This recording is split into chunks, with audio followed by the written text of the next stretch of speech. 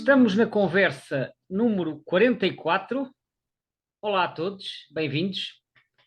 Eu sou o Gonçalo Elias, comigo está o José Sousa. Olá a todos.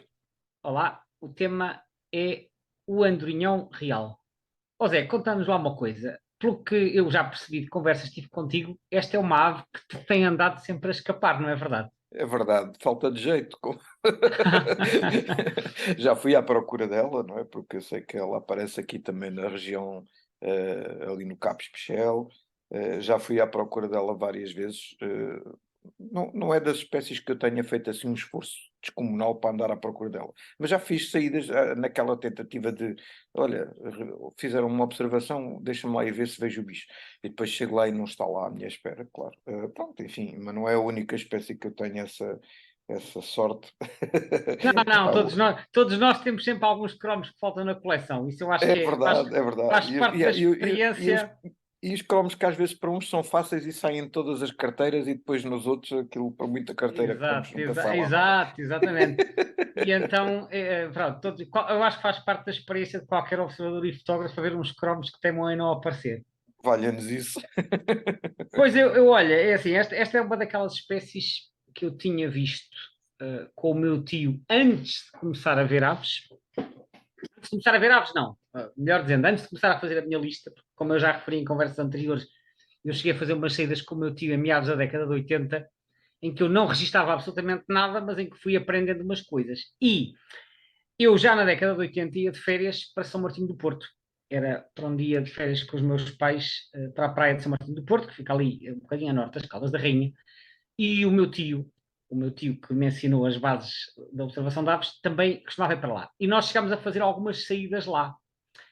Este E foi aquele verão muito profícuo que tu tiveste, não é? este Com uma foi série aquele de verão excursos. profícuo da lista. Aliás, eu devo dizer, estamos em agosto de 88, no dia 2, eu já vou falar disso.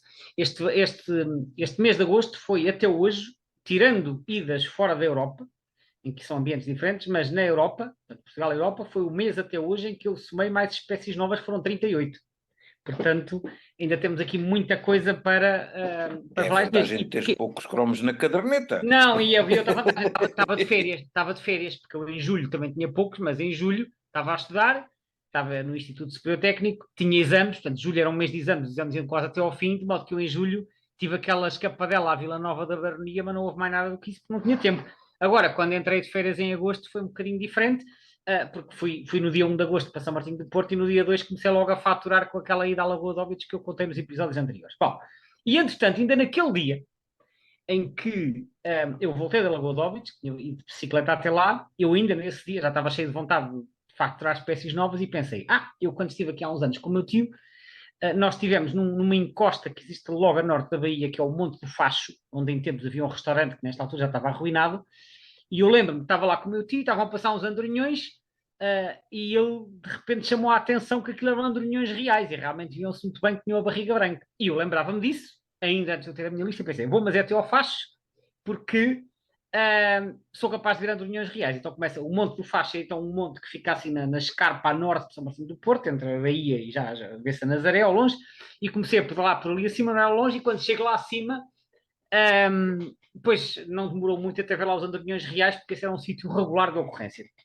Portanto, isto foi assim talvez a primeira vez que eu fui deliberadamente à procura de uma espécie que eu já tinha visto, mas que não estava na minha lista. Eu aqui há tempos falei da andorinha das barreiras, que me tinha sido indicada pelo meu outro tio em Guimarães, que me disse que em tal parte havia andorinha das barreiras, eu fui lá à procura delas. Neste caso, eu fui à procura de uma espécie que eu já conhecia, mas para fazer a adição formal à lista, porque eu anteriormente não tinha registado. Portanto, foi ainda no mesmo dia que voltei da Lagoa de Óbidos, portanto, como podes ver, estava já cheio de vontade de aumentar a minha lista, e então é em São Martinho do Porto que eu adiciono o Andorinhão Real à minha lista, que é já o terceiro Andorinhão Real na minha coleção. Já tínhamos tido o preto em Lisboa, o pálido na estação de Vendas Novas e agora o Andorinhão Real em São Martinho do Porto, que eu saiba é um sítio onde ainda continuam a ocorrer. Portanto, olha, fica aqui a dica. Próximo verão, se não tiver sorte noutros sítios, podes sempre ir a São Martinho do Porto espreitar, que eles andam lá sempre nas escarpas, sobretudo assim ao final do dia. E se eu não estou em erro, portanto, com esta observação completas a lista de andorinhas e andorinhões, não é?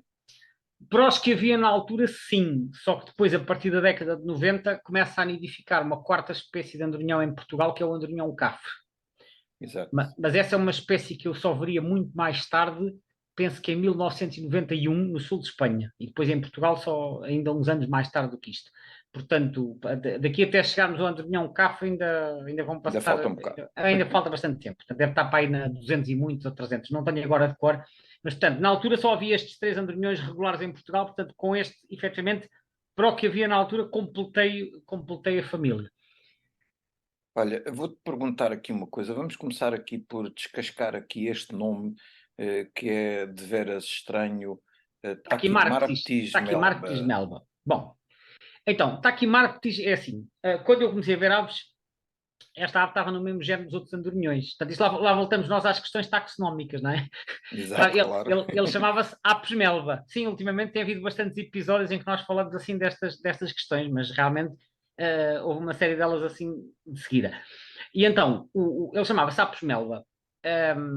Foi este nome que eu aprendi, tal como os outros andorinhões. Entretanto, aqui há não muito tempo, o nome desta espécie, segundo algumas autoridades, mudou para Tachymarctis. Tachymarctis é um nome composto que vem do grego e que é composto pelos elementos tacos. Tacos significa rápido e marctis significa agarrar. Portanto, significa que agarra rapidamente. Talvez por causa deles capturarem assim insetos em voo, conseguem capturá-los rapidamente. É o que isto significa. O melva é uma palavra de uma origem muito dúbia, ninguém sabe muito bem de onde é que isto vem, apesar de ser um nome originalmente dado pelo Linneu em 1758. Ele classificou isto juntamente com as andorinhas, chamou-lhe irundo melva, também já tínhamos falado para o apus apus, ele chamou-lhe irundo apus, este era irundo melva, porque ele classificava as aves de acordo com as suas semelhanças morfológicas. Depois, mais tarde, isto passou para a família dos andorinhões. Foi criado o género apus, mas aqui há não muito tempo, eu estava aí numa discussão num grupo qualquer em que alguém comentou com estranheza o facto de se mudar para o nome Taquimarctis e dizer estão sempre a mudar isto e agora arranjam estes nomes. É verdade que a taxonomia tem estado sempre em evolução, mas é bom dizer que o género Taquimarctis não foi inventado agora. Este género foi criado, ou melhor, proposto por um senhor chamado Roberts em 1922, portanto há 100 anos, 101 anos. Depois, portanto, ele mudou para o género Tachymarctis, depois mais tarde foi classificado novamente no género Apus e agora está outra vez no género Tachymarctis.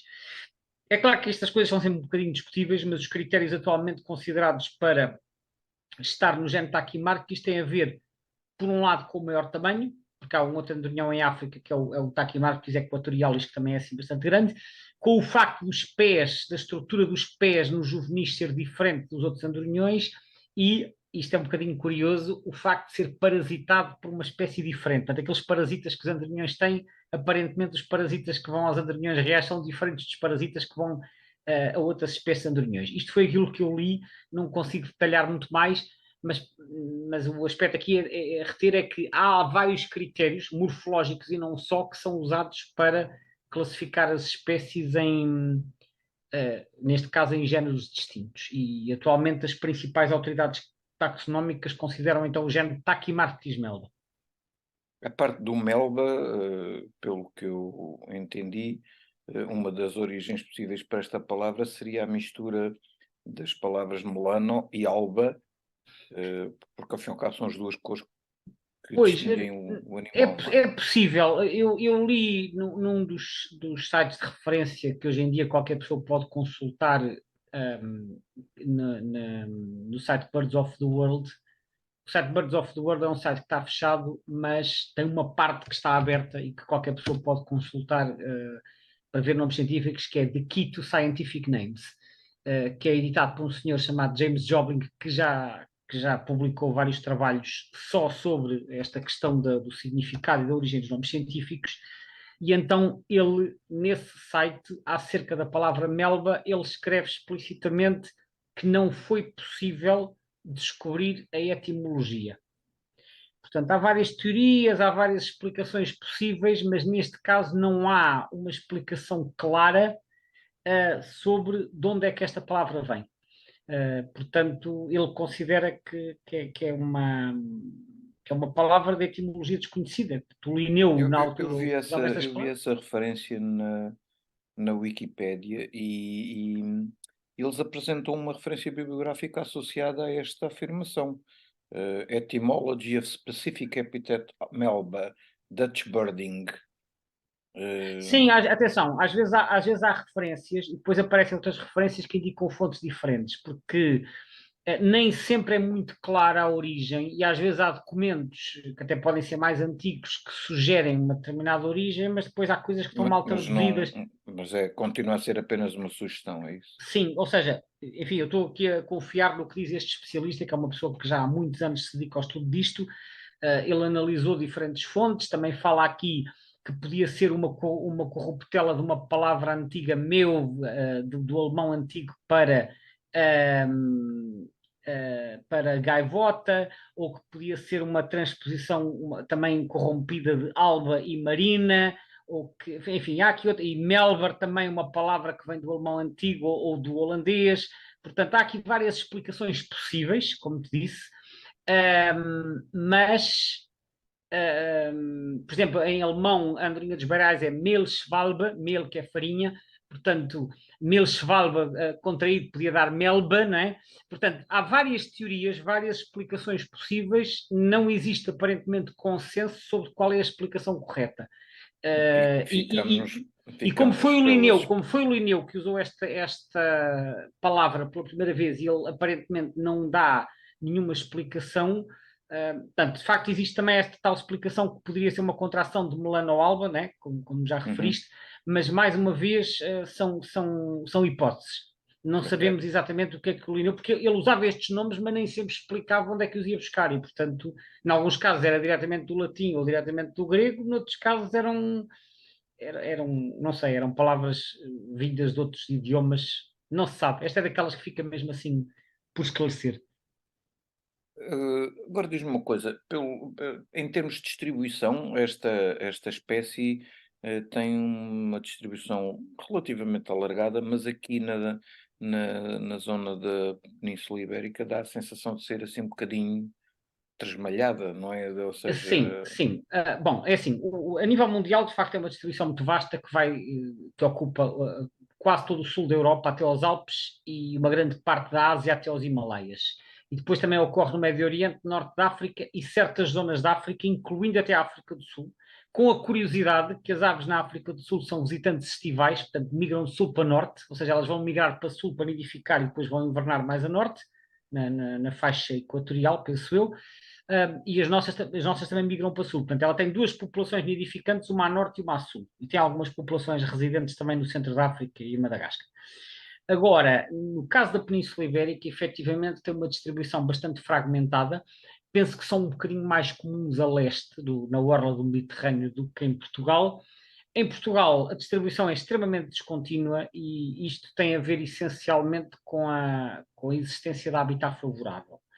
Podemos dizer que há dois núcleos importantes em Portugal, isto já está referido nos dois atlas nidificantes que estão publicados. O mais importante é o do Douro Internacional, portanto, que vai desde Miranda do Douro até Barca d'Alva, grosso modo, e aí é um vale alcantilado, cheio de rochedos, e aí o andorinhão real é frequente, e no primeiro atlas diz que é a zona mais importante para a espécie. Esse é o primeiro núcleo, portanto, no Nordeste, e o segundo núcleo mais importante é no Sudoeste, na costa Sudoeste, começando ali um bocado abaixo de Sines, estendendo-se até ao Cabo de São Vicente e depois continuando pela costa sul do Algarve até acabarem as rochas, até acabar a costa rochosa, portanto, ali há algures entre Lagoa e Albufeira, mais ou menos. Depois daí para leste já não há. Portanto, eles aí nidificam mesmo em rochas costeiras, em cavidades, em fendas entre as rochas. No Douro é em interior. Estes são os dois núcleos principais. Depois há alguns núcleos menores, que apesar de tudo se têm mantido aparentemente regulares ao longo dos anos. O tal de São Martinho do Porto, que eu já falei, que penso que vai até à Nazaré. Depois outro também na Serra de Monte Junto, onde tem havido alguns casais ao longo dos anos. A Serra de Monte Junto fica um pouco a norte de Lisboa. Depois na Serra da Rábida, ali mais ou menos Cabo Especial, Sesimbra, e penso que se estende um bocadinho para leste, naquelas zonas escarpadas, na chamada isso Serra é do Risco. mentira. na Serra do Risco. Pronto, um dia destes combinamos e vamos lá vê-los. Quer dizer, agora eles estão em África, mas para o ano que vem combinamos isso. E, e depois já há mais um ou dois núcleos isolados que vêm referidos em vários atlas, alguns já desapareceram. Havia na Beira Baixa, num sítio chamado Segura, que fica no Conselho de Idanha Nova, até lá uma ponte internacional. Havia um pequeno núcleo aí, mas que já desapareceu há cerca de 25 anos. Nidificavam na ponte aí. Havia também em Elvas, eu creio que em Elvas também nidificavam numa ponte, talvez na Ponte da Ajuda, que é aquela ponte que está meio rebentada, que fazia a ligação a Olivença, mas é preciso referir que do lado de Badajoz há imensos nas pontes que atravessam o Guadiana na cidade. Portanto, em Espanha eles nidificam muito em pontes. E há outro caso também a nidificar em ponte na zona do Porto. Perto da cidade do Porto há lá uma ponte que também tem andamões reais a nidificar, uma ponte sobre o Rio Douro. Portanto, são assim os núcleos isolados em locais ou de ribas ou então de estruturas construídas. Isto é a situação em Portugal. Eu recordo-me que há muitos anos estive na Turquia, muitos anos estamos a falar para aí em 1990, e lembro-me que estava em Istambul e em Istambul via lá andorminhões reais a voar sobre a cidade. Portanto, eu depreendi, embora não tenha confirmado a nidificação, que eles nessa região nidificavam em meio urbano, portanto, na cidade mesmo. Pois, eu também vi Porque umas andavam lá referências muitos. que é uma ave adaptada ao meio urbano, mas não a reconheço como tal aqui em Portugal, não Não, é? não, não em Portugal, não em Portugal. Portanto, em Portugal, resumindo, Douro Internacional e Costa Sudoeste e Barra Algarve são os dois núcleos principais e depois há alguns núcleos secundários espalhados por outros pontos do país. Tirando isso, aparecem muitos andorinhões reais em alimentação, em planície, que pode ser no estuário do Tejo, no Sado, no meio do Alentejo, no Ribatejo, em qualquer outro sítio, na Serra da Estrela, mas aparecem em passagem e alimentação e, por minhas experiências, até aparecem mais durante o verão do que provavelmente na primavera. Portanto, aparecem em julho, agosto, às vezes setembro, daí eu achar que são bichos já em passagem que já não estarão a nidificar. Porque ou seja, na primavera eles aparecem muito mais perto dos locais de reprodução e depois durante o verão já aparecem noutros locais. Portanto, de qualquer forma, como é uma ave que se movimenta muito, como a generalidade dos andorinhões, eles podem fazer 50 km numa hora ou menos, e, portanto, bichos em alimentação podem se afastar consideravelmente dos sítios de reprodução. Um bocado como acontece com os outros andorinhões também, não é? Já tínhamos Exatamente, sim, discutido quer isso, dizer, não é? são aves que se alimentam no ar, passam a vida no ar, só vêm à terra para fazer o ninho, para pôr os ovos e para cuidar das crias, Por acaso, e, a propósito disso, vi uma referência ao facto agora com a utilização, digamos, de data loggers e outras coisas do género, de terem feito registro de aves 200 dias sem pôr as patas na terra. qual dessa espécie? Assim, a voar a 200 dias. Nos andorinhões pretos também se tem, com os atalogas, chegado à mesma conclusão que eles podem estar 8, 9, quase 10 meses sem vir à Terra, porque eles vão invernar para a África e em África não chegam a pousar, porque não têm Uhum. necessidade de pousar, porque eles dormem a voar, e eu penso que acontece a mesma coisa com os pálidos e com os reais. Duas notas ainda curiosas que eu gostava de deixar. Uma tem a ver com o facto que durante as épocas de passagem migratória, por vezes aparecem bandos de dimensão considerável, quer na primavera, quer no outono, a passar em migração. O registro, a maior concentração de que eu tenho conhecimento em Portugal envolveu 340 aves juntas, portanto um bando enorme de andorinhões reais, a passar sobre a Serra de Monchique em março de 2007. Neste caso era uma chegada. Isso estará associado àquele fato curioso que é eles serem capazes de acompanhar as frentes. Sim, neste caso concreto, não sei se houve, este foi 340, aliás, eu estava a dizer que esta era a maior, mas não, esta é a segunda maior, porque há uma observação de 500 indivíduos na zona de Odmira, esta no outono, em outubro de 2007.